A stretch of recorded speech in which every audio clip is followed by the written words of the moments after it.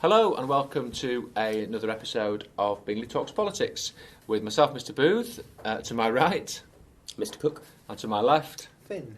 And we're back together this week to discuss. Well, we've decided to come up with quite an important issue that's been in the news a lot recently, but we're not just going to treat it as another newsworthy item. We're going to look at some other issues to do with it, and perhaps and take it back a little bit in history and think about it from that point of view. And it's the NHS, because there's been an awful lot in the news about it.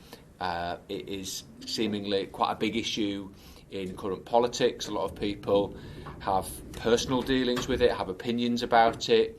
It is certainly in the news in the last 2 months in terms of things like strikes and crises and lots of different things. So we're going to talk about the NHS today.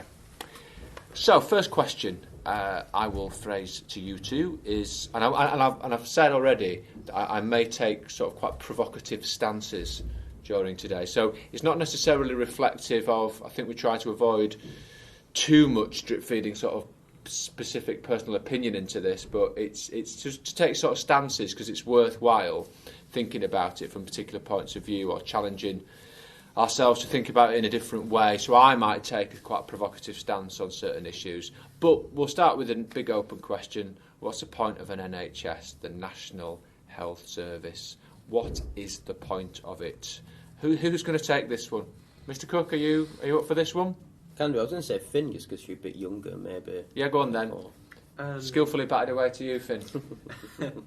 Equal healthcare. We all have the same opportunities. My dad always explained it to me as, you know, the Queen and a tramp can walk in, but as long as the tramp's in the queue first, and he'll get the care first. And I mean, the Queen wouldn't do that. And first of all, she's dead. But yeah, I suppose it's about that principle of equal healthcare and equality of. So we have the NHS because we believe inequality, and it represents equality. Anything else? I mean, if you look at the state of healthcare prior to the NHS, it was just not great. Right, with people like dying of cancer in the street, and I think when people were growing up in the Victorian era, and then after World War One, this Home Fit for Heroes that never came about, and the interwar period, and all the poverty and depression that brought about. I think a lot of people left World War II thinking, well, something needs to change, and it was part of that radical approach, right, that proper socialist. So when did the NHS start, Mr. Cook, just to clarify for people who are not aware? 1952 it was opened up. I think 48. 48, yeah. Yeah, but I mean, let's not get too picky about it. It's just after World War II. Yeah. There was numerous things. Numerous things has happened before World War One. Actually, when we're talking about equality, many working class people, to characterise them that way, suffered huge health inequalities. And when we look at certain markers such as life expectancy, infant mortality, there's a massive disparity in these key things, indicating poor health. And one of the reasons, not the only reason, you could argue, that we developed a National Health Service, as Finn said, is to level out that a bit, make it more equal. Have we achieved it? I mean, there's still inequalities in Britain, but whether they're due to a lack of access to healthcare is a different thing. I think people have got, as healthcare's got more expansive and better methods and technologies come about, people are also eating. I mean, there's that classic, free marketers like to say it, right, the idea that people eat better now than Henry VIII did back in the day, but I'm not sure that's entirely true, because dietary, if you look at rationing, when that was introduced, the diet that British people had under rationing was actually a lot healthier than the diet prior to I read something rationing. About that, Yeah, because the government was allocating different, this is your calcium intake, this is your vitamin D, this is what you need, basically, to get by. And I think with that you trend, eat more vegetables as well, don't you? Because it's cheaper. Exactly right. But that trend's continued, I think, into this century. I don't buy that people's diet is any better than it used to be. But that also brings more pressures on the NHS, right? Doesn't it? So even though the NHS might have accomplished its goal of allowing equal access to healthcare, doesn't necessarily mean people are healthier. Yeah, one thing that always it's not a particularly complicated point, this, but I think it's worth making.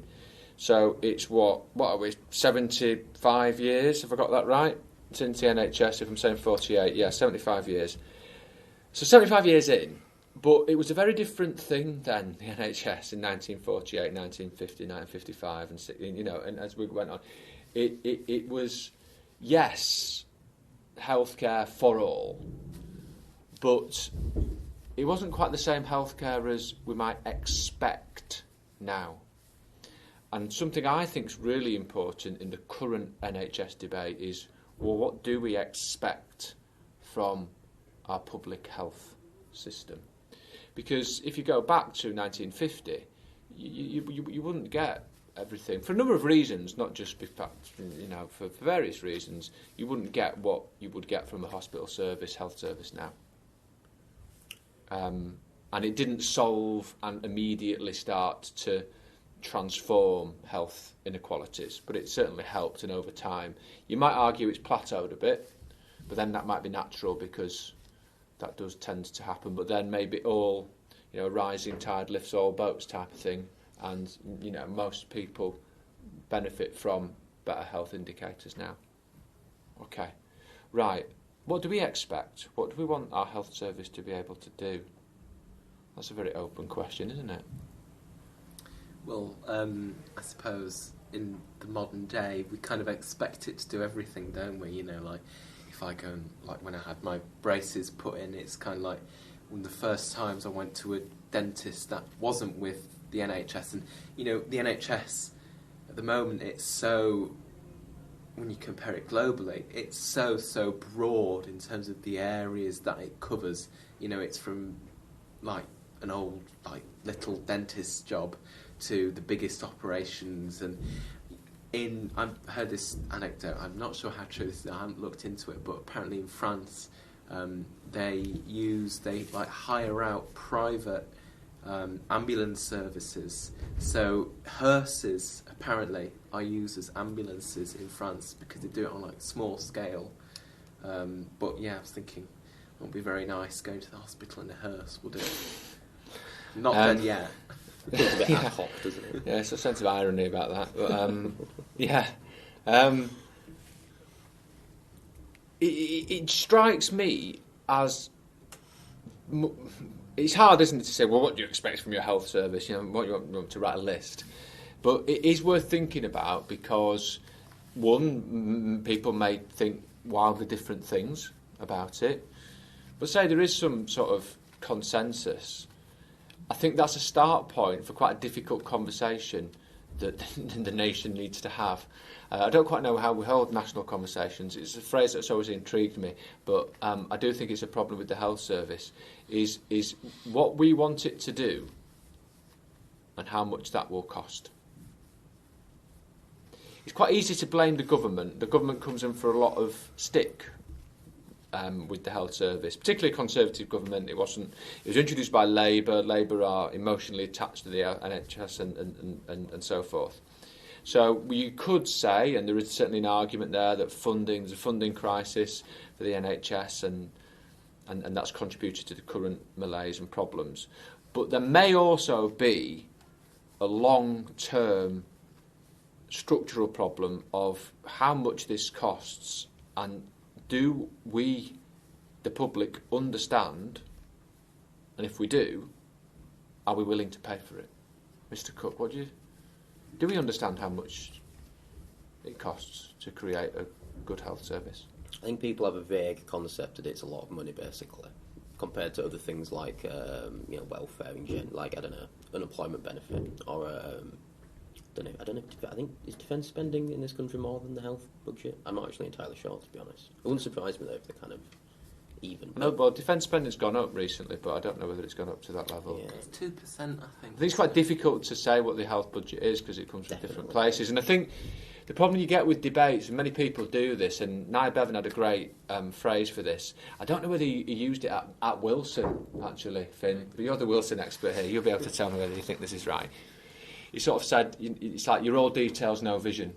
He might not have used the word details, or it's all statistics, no vision.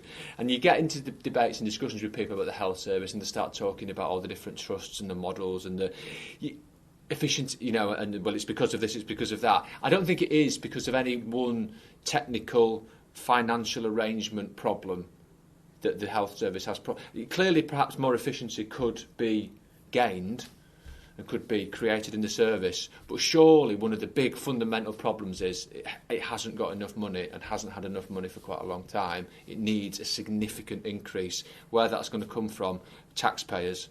So whether it's through a tax or something similar to a tax, not called a tax, or whatever, surely we have to pay for it. Am I right or not? Well, the idea, isn't it, originally that national insurance contributions were going to be this special, and I think they were probably quite politically savvy in calling it a contribution rather than a tax, right? Because contribution has connotations of like togetherness and community, right? You're contributing to something that everyone has public access good. to. Yeah, where tax has, I'd have to explain it. People have, knee-jerk reactions to it. But I think you're completely right there, right? It's this idea that if we want it in its current form, there's going to money's not going to solve every single problem in the NHS, but it's an integral aspect to the solution. Or you can have it provide less services, which some people do agree with, right? And so Sajid Javid came out, and he saw and said he wants to charge GP appointments, would be a good idea, which I think he quoted Germany or referenced Germany as an example. I don't think people would actually want that, and I think you'd end up potentially, because this side, all these money-saving schemes, well, there's always the argument that in the long term you're going to be spending more money, right? So the idea is, charge for GP appointments, well, people aren't going to go to the GP then, and then their cancer's going to get to the last stage, and it's going to cost the NHS even more. Yeah, or they just live even if it's not something serious, the quality of life just goes down. Now, that's one solution, but then you're essentially attacking, surely, the very essence of the creed, what you said, the vision, right, of the NHS, essentially. This idea that people shouldn't be scared because of their own financial position to seek out treatment or advice. So it's about balancing, right? If you want to maintain the NHS but provide less services, well, it's one way to go, but you just make sure that you're keeping the NHS at the end of the process. I think the problem when you start looking at trying to tinker with the current system and add in quite biggish things like you have to pay to go to see a GP or some sort of arrangement like that, it's like, well, you're not actually tackling the problem here. Yeah, some funding there'll be some kick up in the financial effects of that, but ultimately the problem is it still lacks a significant amount of money, because as well as and I think by the NHS, I think you need to lump in other things as well, like social care. Things have changed. People live on average much longer. We haven't faced that. We just haven't faced it as a country. In 2017, Theresa May did quite a noble thing, and her government, with Nick Timothy, the advisor, put it on the manifesto about how we're going to pay for social care. And it seemed a plausible and sensible thing to actually start thinking about. However, he did it in an election, and the newspapers got hold of it, and many people thought it was a bad idea because what you're doing, you're asking us to pay more. What do you get dubbed as?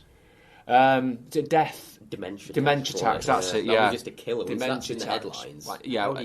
They were done, and what they thought an election they were going to increase their majority. They ended up in minority government. So are we the problem? We just can't face up to it. It's quite ironic, he talks about not being afraid to go seek it for a health problem. Well, the big problem staring us in the face that we don't pay enough for the current health service, but I don't know whether enough of us are actually saying, yeah, that's right. There seems too much obfuscation about this and too much deviance from actually facing that reality that where is the money going to come from? Are enough people actually facing this? Is the public the problem, Finn? I don't know. I mean, certainly, you look back in time and you look back at the roles that the NHS is meant to fulfil. They haven't really changed that much. Yes, they've increased, but the basic things we ask the NHS to do haven't increased. What has increased, though, is how we can fulfil those roles. Like, in 1950s, if you got cancer, it was probably a death sentence. Now we've got all these CAT scans and you've got chemotherapy, and this stuff costs so much money. You pay millions and millions and millions of pounds. I mean, by creating a successful health service, you create more costs, though, don't you? Exactly. The machines, the technology, the understanding of that. I mean, maybe there's some savings in the long run. They talk about robotic surgery now. I don't know whether that is over time a saving. However, it still all sounds expensive, doesn't it? Yeah. So, I think perhaps part of the problem is that we don't know how much the NHS costs, but I think, I know I do feel, sentimental about the NHS when you look over at America and you look at, I don't know if you've seen Breaking Bad, but when Walter White has to pay like 200,000 to save his own life, imagine doing that. That sounds awful. Yeah, and I think it's very much perhaps a case of be careful what you wish for people who are thinking, perhaps the NHS needs changing. There are some models where America's got the best healthcare in the world if you can pay for it. I mean, that's not controversial, is it, really? That's fairly standard. I mean, I remember someone I was speaking to who went to America, and one of the things I remembered from it actually was how many people walked with a limp. And, and perhaps that's because they just can't afford to get themselves fixed up because they don't have the insurance cover, etc., etc. So again, that's why I think it's always worth thinking. You might disagree with the fact that you want a healthcare system which provides equality for all. You might say, well, that's not what a service is there to do. But I think it's a great start point for a debate, and enough people believe in that, then it perhaps is worth persevering with. But there needs to be other things faced, perhaps. Are there enough people in the country who want to change it? I think a lot of people don't understand the scale. I think a lot of people reduce it in their heads to more money, which, as we've said, is an integral part of it, but it's not everything, right? So I think, for instance, when people think, I was just thinking then, when people talk about money for the NHS, and I do it as well, we mainly mean like better equipment, right? Paying nurses more.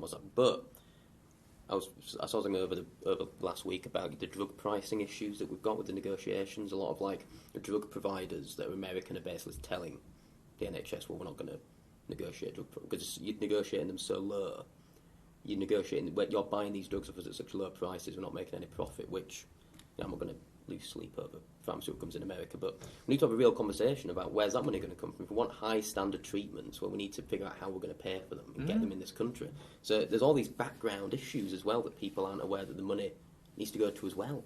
It's like you said about America. I was quite it's embarrassed the right word. Basically, when Boris and Trump both got COVID at different times, Boris's treatment, the best we could give him was like this breathing expert, basically, which is still was the world class in the NHS. That's like the highest treatment you get. This is this leading British expert on breathing and stuff, and he talked Boris through these breathing methods.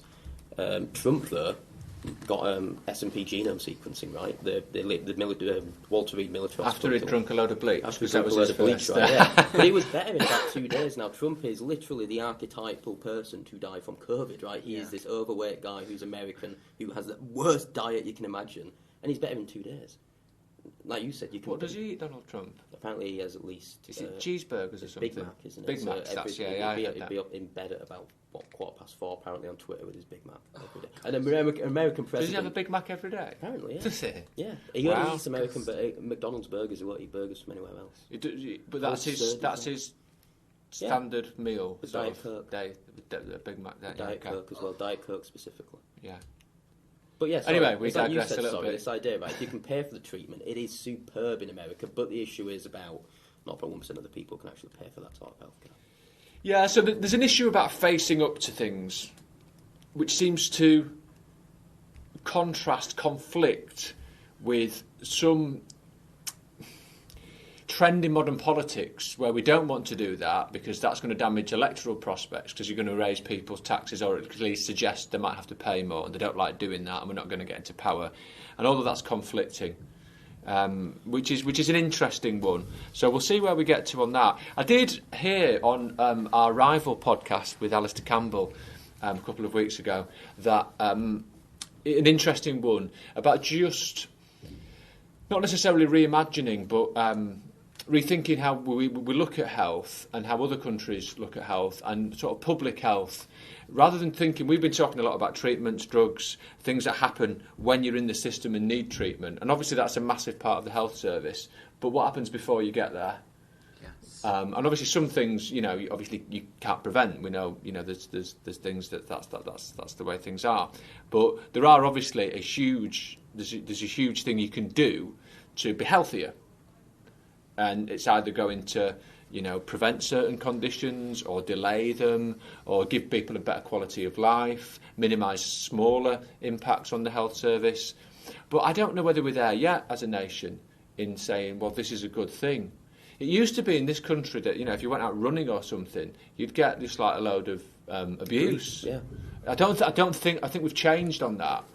But, that's crazy when you think about it. There's someone actually trying to be healthier, right? It might not, it's obviously not the only way. But, yeah, it's like, what are you doing that for? It's like, that's ridiculous in a way, isn't it? It still happens when you go out cycling. My dad's an avid cyclist, and I enjoy cycling as well. And drivers still shout, roll down the car window and shout at you, get on a car, get in a car, why don't you go? It is utterly Whereas if you go ridiculous. to Netherlands, and I'm not saying that there's a utopia over in the Netherlands and Belgium and places, but obviously it's something like cycling that is so much better out there. Mm-hmm. And that's got to have at least a marginal, if not bigger, public health benefit. So it's just that putting it, prioritising, centralising in a way, of that sort of public health message. I think we're better at it, but I think we're nowhere near as good as we should be. I completely agree. I think, the drinking culture in this country as well is like, when I go to Portugal, they've got a drinking culture, but the drinking culture is so much more moderated than in Britain. So you go to a cafe and they're normally having port, but with, a meal or something. And they won't be drinking it like every hour a new glass of port, whereas in Britain it's just bang, bang, bang, bang. Although I did see that we drink less as a nation now, don't we? Oh, than before? Yeah. That wouldn't surprise me, yeah. Yeah, we've gone down, and actually France has more. Oh, now. really? Yeah, but this is a crude measure, like That's per alcohol volume, just per head of population. It won't take into account certain things. We've got more sort of teetotalers and people and younger people who don't. Younger people are better now. That's true. Than they were certainly when I went to university many years ago. But still, I think you're right. Still, I think it's the attitude to it, which is symptomatic of other things as well. I think we've got better, obviously, but it's got to be a big thing, hasn't it? To get that's important. That's health, exercise, and it's not just about running and stuff. You might not be interested in that, but there are lots of other things you can do. I would like as well the government to explore a lot more preventative approaches. So the idea of that we're stopping people from even getting to the point they need to use the NHS in the first place. So in China, they do something which I've been a fan of for years now, which is called S&P genome sequencing. Now it costs $50 per person to do. It takes a subsample of your genes, extrapolates the rest of your genomic makeup from it, and then from that you can basically deduce, well, you're more likely to suffer from cancer It's that predictive or heart capacity, attacks. yeah. And then you can tailor treatments. So, for instance, they have buses in China that drive around rural areas, and people come on board. You get their sequenced, and then they can say, right, you have a 35% chance or higher chance of this person than suffering from heart disease. We're going to prescribe you now preventative medicine to stop you even developing heart disease in the first place. Now that's $50 per person in the grand scheme of things in this country. That would be a drop in the ocean, and the amount you'd save from that would be immense. You could have, and the investment in that will surely then mean less investment and costly investment in building a hospital to deal with the consequences years hence. You'd think, yeah. And I think this is long-term strategic thinking. True. It needs to be done, though. I mean, that's like an anathema with politicians. I'm sorry, but it is with correct. all of them. Yeah, all of them. I get it completely. But this isn't an anti-government thing. The Labour Party is equally as bad. But you're right. This is why people need to. And it's not a priority, is it? So when people do talk about the NHS, it isn't that. It's not looking elsewhere for inspiration or even like questioning the perceived wisdom of previous politicians. It's just more money, which again we've said is an integral part of it, but it needs more than that. It needs to go deeper. Yeah, because I think that again, you could it's one of those. Think how much do you need? Well, nothing's enough, is it? No figure's enough. Yeah, I'll take 20 billion. So it's not just about paying more and everyone accepting we need to pay more. Yeah, we do need to pay more, along with many of the things, some of the things you've talked about there. Yeah, so there are quite a lot of issues really with the sort of health service throws up, sort of philosophically, financially, practically, and it's an interesting one. I don't sense that it's going to be one that's going to be massively changing in the next 3, 4, 5, 10 years without something quite dramatic happening. It could come though. We could get to the point where it gets to a bad, winter basically next year if this government doesn't, Like, you basically plan ahead strategically. Because we've already got a nurse shortage, and I just don't know where it's going to go from here, because there seem to be stonewalling any attempts at solving the situation, really. It really does seem, I mean, it's obviously, it seemed like it might have gotten a tad better, but at the start of this year it was like we were talking about the collapse of the NHS, and how does it actually get through another winter? Because it seems like every single time it goes through winter, obviously it's been through COVID now, but it gets hit on the head and then it just doesn't recover. And then I find it really depressing with the winter crisis, because obviously, we get the fact that winter causes, more illness, there's more vulnerability, and for various reasons. But it just sort of seems, well, we have this every year, just to different degrees of severity, and it's like, well, can we not do something about this? And I'm sure there are people who have tried valiantly, and we don't certainly have all the answers here, but it just seems to be quite a depressing story that we face every year. And you watch these quite wretched scenes. And I think something that is quite distressing is, again, we just need to sort of confront. It's like, what sort of health system do we want here? Because some of the pictures you see don't really represent something that you want to have as a health service. Because waiting 12 hours in a corridor and things like that, freezing, it's not really particularly impressive, is it? Well, I think of my grandparents mainly. They're the people that I worry over. My grandparents having to use this service. I mean, if I get ill, touch wood, it's not going to be too serious, but it's my grandparents. But the idea of them, it's terrifying, the idea of them calling for an ambulance. Well, I can't even be sure that it's going to show up, actually, within an hour. It's not great, but I do think that it's like with the lockdowns and stuff. So, for instance, with the flu season every winter, feasibly the public could, of their own accord, wear masks more often on public transport and maybe go out less often, socialise less, isolate themselves from elderly relatives, but we don't. And yet people do know that that's going to up the infection of flu, even if they're not thinking about it directly. They are aware that it contributes to it. Yeah, I think with something like mask wearing, I just think there's probably, if you wanted to do it, obviously there was rules in lockdown. I think there has to be some sophisticated long-term public messaging and managing of that public message. I think probably people would over time. I think with mask wearing it works when, the more people do it in crowded spaces. I think it take a while to get there. People might buy into that if there is some clever, sustained messaging where they're over time convinced of the benefits it has. But that's, again, got to be part of a package, hasn't it, of holistic public health messaging. Because Japan, I always find it fascinating, Japan has one of the lowest obesity rates in the world. They're incredibly, not obese people. And they seem to take public health quite seriously in Japan. So they will wear masks even in summer. If they're crossing a crowded street, they'll wear a mask not for their sake, but for the sake of the fellow Japanese citizen, right?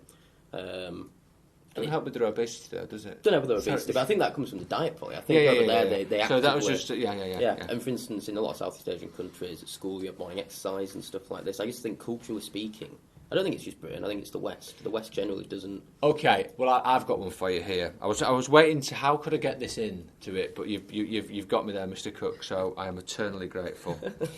It does play a part. And this is an interesting one. And are we in... if we look at the dominance of things like metrics and how we measure our lives and achievement and what happens in, schools are a really good example here, how we value the success of education and how politicians talk about it, standards have gone up and what do they actually mean and things like that. So, what happened when the national curriculum was introduced to exercise in schools? I have no clue. I've got no clue either. Well, you'll have to have a guess, I'm afraid, then. Standards went down? Well, what about time? Time devoted to exercise in schools when the national curriculum was introduced in the 1980s. It went down? Well, the first national curriculum. Did it go down? Yeah, it halved. It halved? Yeah. Within 2 years, it halved. That was a dictation from the government that they needed to... I don't know whether it was, but then schools interpreted things in the way that they have to react to what they're being expected to do, because now we're going to be measured on this and you know that, and it squeezes time in curriculum. Schools are often asked to do various things, fix all society's problems for them, but also maintain some sort of, you know, standard of academic education measured through exams. Once that started to come in, then PE and all other things devoted to exercise went down in schools and have dramatically dropped since. Now, that is not the answer for public health. Surely it's part of it, really. Yeah, surely it's part of a problem. Cycling to school, that's another solution. Yeah, it is, but there's just virtually no infrastructure there in certain areas of the country other to encourage that. But yeah, I just thought that, and that just suggests to me it is part of a wider thing, how we sort of focus on this.